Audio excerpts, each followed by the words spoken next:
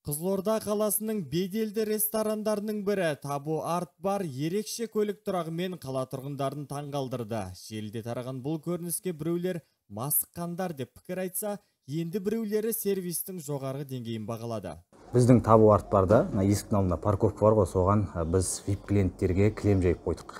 Енді бізде көп аса әншілер, блогерлер, әртістер или немесе футболисттер болады. VIP клиенттер көп болған себептен біз міне парковканың барлығына кілем жайып қойдық. Енді бұны мен Дубайдан көргем негізі. Сол Дубайдан көріп, біздің Қызылордада бір бөлігі кішкене болса да болсын деген ниетте солай VIP клиенттерімізге кілем парковкаға жайып қойдық. Өйткені біз бұны өзімізге позволить ете аламыз. Өйткені бізде Аквачистка деген кілем жуатын орталығымыз бар. Шанин көшесінде 54 Кіби жақта орналасқан. Біз күнде кешкісін клиенттер барлығы кеткеннен кейін кілемді күнде жудыртып тұрамыз сол жақта. Өйткені бізде енді тазалыққа да қатты қараймыз. Аладдин Клемов, Жасмин Паласова, ПТК арнасы.